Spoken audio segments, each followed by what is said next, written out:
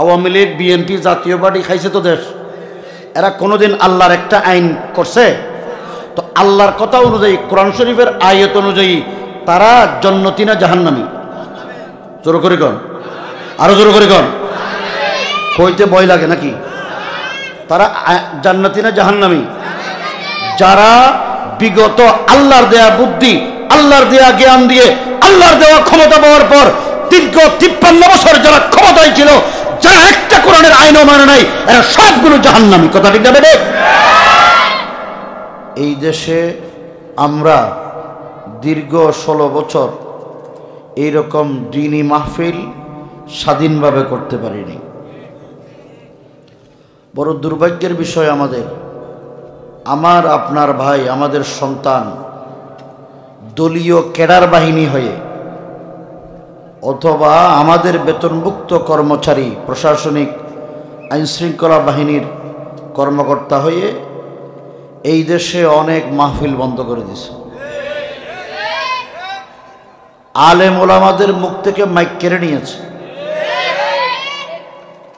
আলেমদেরকে ধরে ধরে জঙ্গি সন্ত্রাসী বানিয়েছে। মসজিদ মাদ্রাসাগুলো তারা নিয়ন্ত্রণ করে, মসজিদে জুমার দিন খতিব সাহেবানরা যেন হক কথা বলতে না পারে সেই ব্যবস্থা তারা করেছে। আল্লাহ তাআলা এই রকম জালেমের জুলুম থেকে আমাদের দেশকে মুক্ত করে স্বাধীন করে দিয়েছেন। আমরা যারা দ্বীনের রাহবার উলামায়ে কেরাম, দ্বীনের যারা হামেল, দ্বীন যারা পছন্দ করেন, দ্বীনকে যারা মহব্বত করেন, এই সমস্ত লোকগুলো অন্তরে অন্তরে ঘৃণা করলেও মুখে সাহস করে তাদের প্রতিবাদ করতে পারেনি। আল্লাহ তাআলা এই জায়গা থেকে আমাদেরকে মুক্তি দিয়েছেন। অস্বস্তিকর পরিস্থিতি থেকে আমাদেরকে স্বস্তির নিঃশ্বাস ফেলার সুযোগ দিয়েছেন। এই জন্য আল্লাহর দরবারে শুকরিয়া আদায় করি, মন খুলে বলি আলহামদুলিল্লাহ। এই মাহফিলের দ্বারা আপনারা খুশি না বেজার? মাহফিলের দ্বারা লাভ না ক্ষতি?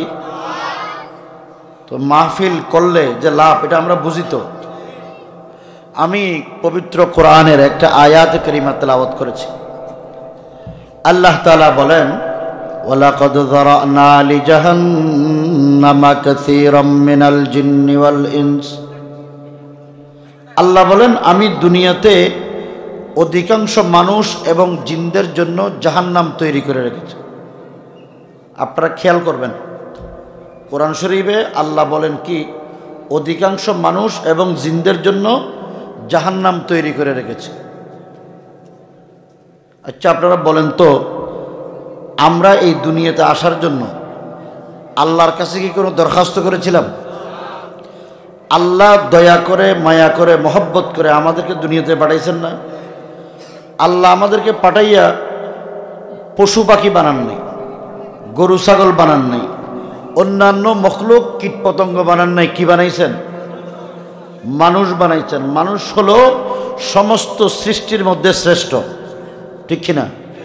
তো আল্লাহ আমাদেরকে সমস্ত সৃষ্টির মধ্যে শ্রেষ্ঠ বানাইলেন। আল্লাহ আদর করে দুনিয়াতে পাঠাইলেন। আমরা আল্লাহর কাছে কোনো দরখাস্ত করি নাই, আবেদনও করিনি। আল্লাহ নিজে পাঠাইলেন, আবার নিজে শ্রেষ্ঠ বানাইলেন। এরপরে এই শ্রেষ্ঠ মখলুকদেরকে আল্লাহ বলেন, অধিকাংশ মানুষ যারা শ্রেষ্ঠ তাদের জন্য জাহান্নাম তৈরি করে রেখেছি। আচ্ছা, আল্লাহ কেন জাহান্নামে দিবেন? কি আপনারা জাহান্নামে যেতে চান? কারা কারা জাহান্নামে যেতে চান? আছেন কেউ? জান্নাতে কারা কারা যেতে চান? কি বাচ্চারা তো মনে নাই? তোমাদের যাইতে চাও না? হ্যাঁ, আল্লাহ পাক সবাই জান্নাতের বাসিন্দা বানায়। আল্লাহ নিজে বলেন, আমি অধিকাংশ মানুষদেরকে জাহান্নামে দেব। কেন? কোন শ্রেণীর মানুষ জানার দরকার আছে নি? আল্লাহ একই আয়াতে আল্লাহ বলেন, লাহুম কুলুবুল লা ইয়াফকাহুনা বিহা। ওই সমস্ত মানুষ জাহান্নামী যাদেরকে আল্লাহ পাক বুদ্ধি দিয়েছেন, জ্ঞান দিয়েছেন। দেখেন, এক তো আমরা মানুষ হিসেবে শ্রেষ্ঠ, সৃষ্টির শ্রেষ্ঠ নয়। আবার এখানকার ভিতরে মানুষের ভিতরে আল্লাহ বলেন সব মানুষ জাহান্নামী নয়, যাদেরকে আল্লাহ জ্ঞান দিয়েছেন, বুদ্ধি দিয়েছেন, তারা জাহান্নামী।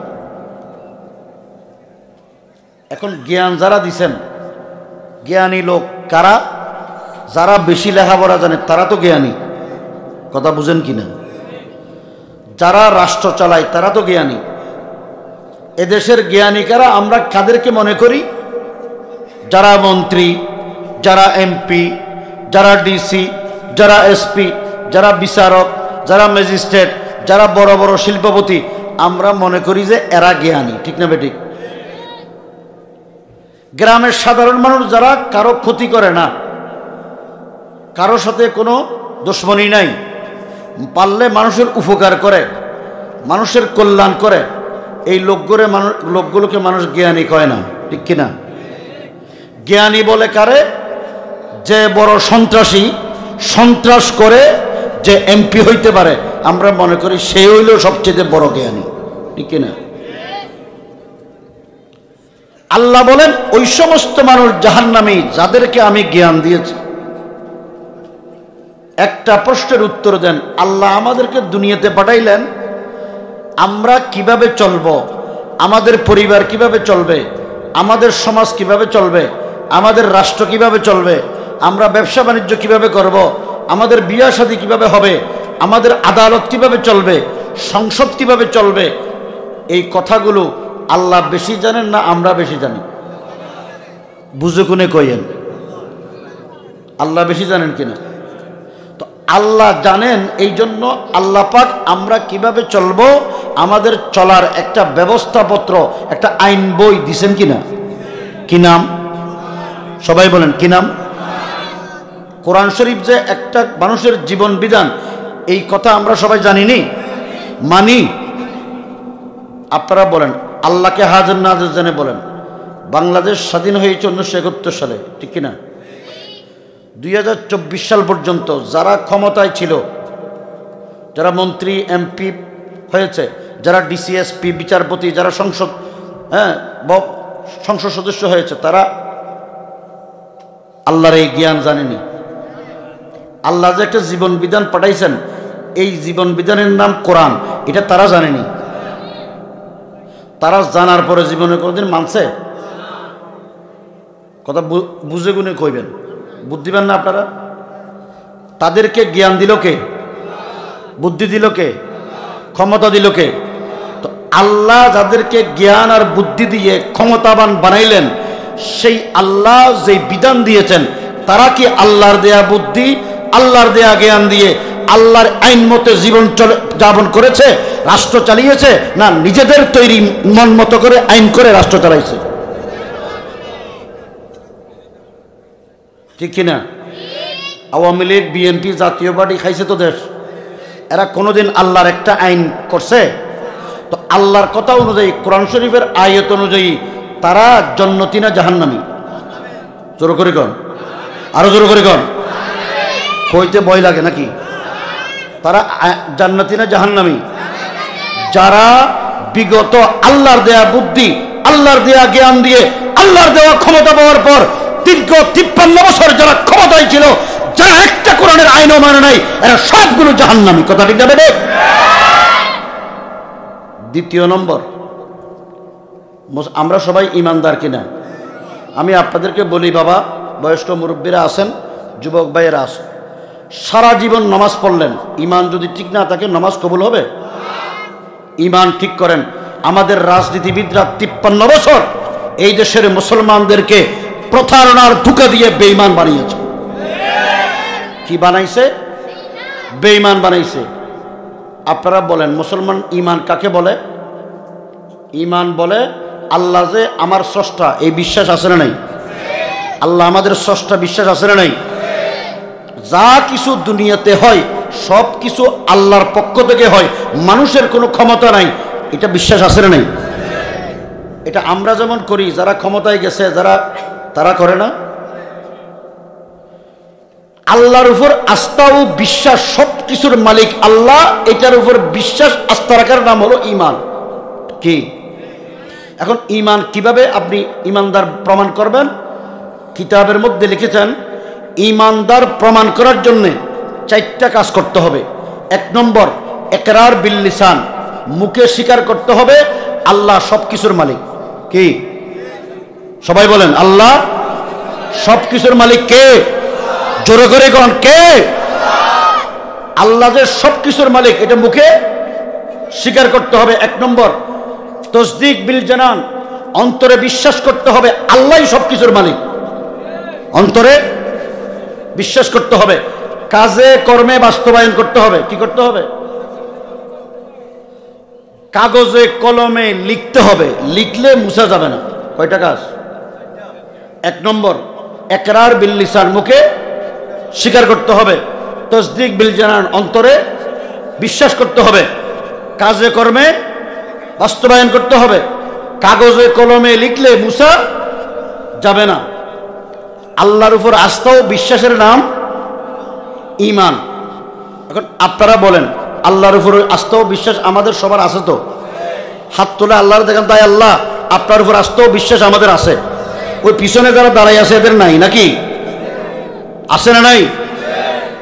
রাখেন, আল্লাহর উপর আস্থা ও বিশ্বাস যেহেতু আছে, বাংলাদেশ স্বাধীন হওয়ার পর যারা ক্ষমতায় ছিল তাদের স্রষ্টাকে, একেবারে 71 সাল থেকে 24 সাল পর্যন্ত তাদের স্রষ্টাকে আল্লাহ। তাদেরকে বুদ্ধি দিল কে? জ্ঞান দিল কে? আল্লাহ। তো তারা আল্লাহর দেয়া জ্ঞান, আল্লাহর দেয়া বুদ্ধি দিয়ে, আল্লাহর দেয়া ক্ষমতা পাওয়ার পর তারা কি আল্লাহর আইন মতে চলছে? বাংলাদেশ স্বাধীন হওয়ার পর একটা সংবিধান রচনা করছে। সংবিধান রচনা করার আগে আপনারা বলেন এই জমিনের মালিক কে? নাকি দুনিয়ার কোন সরকার? সব আল্লাহ মালিক। তো এই বিশ্বাস আছে তো? আমাদের যারা স্বাধীনতার পর থেকে এই পর্যন্ত যারা ক্ষমতায় ছিল তাদের মালিক কে? তাদের স্রষ্টাকে? স্বাধীনতার পরে আমাদের দেশে একটা সংবিধান তৈরি হয়েছে। সংবিধানটা কোরআনের মতো, কোরআনের আইন অনুযায়ী না নিজেদের গড়া? সবাই বলেন কার গড়া? যারা যাদেরকে আল্লাহ জ্ঞান দিয়েছেন, বুদ্ধি দিয়েছেন, তারা নিজেদের বুদ্ধি, নিজেদের জ্ঞান দিয়ে আল্লাহর আইনকে অমান্য করে নিজেরা আইন তৈরি করেছে। এই আইনের ভিতরে সংবিধানে বিসমিল্লাহির রহমানির রহিম নাই। 71 থেকে 75 পর্যন্ত বিসমিল্লাহ ছিল না, রাষ্ট্রধর্ম ছিল না।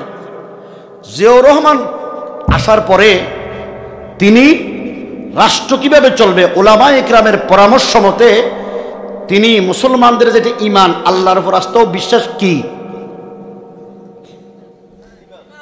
হ্যাঁ, ঈমান। এই ঈমানটা আমরা ব্যক্তিগতভাবে বিশ্বাস করি, এই জন্য আমরা ব্যক্তিগতভাবে ঈমানদার। সংবিধানে যদি এটা সংযোজন না করা হয়, সাংবিধানিকভাবে রাষ্ট্রীয়ভাবে আমরা ঈমানদার নই। ঠিক কিনা? জিয়াউর রহমান উলামা ইকরামের পরামর্শে রাষ্ট্র কিভাবে চলবে তার প্রথম মূলনীতি ঠিক করেছেন। এই রাষ্ট্র পরিচালিত হইবে সর্বশক্তিমান আল্লাহর উপর পূর্ণ আস্থা ও বিশ্বাস। পূর্ণ আস্থা ও বিশ্বাস সংবিধানের সংযোজন করার কারণে বাংলাদেশের সমস্ত মুসলমান আন্তর্জাতিক বিশ্বের কাছে সাংবিধানিকভাবে ঈমানদার। কি এখন বিগত যে সরকার আছে না, পলাইছে? পলাইছে। এই পালানো সরকার ক্ষমতায় আসার সাথে সাথে সর্বপ্রথম কাজ করেছে কি? আল্লাহর উপর আস্থা ও বিশ্বাসের নাম হলো ঈমান।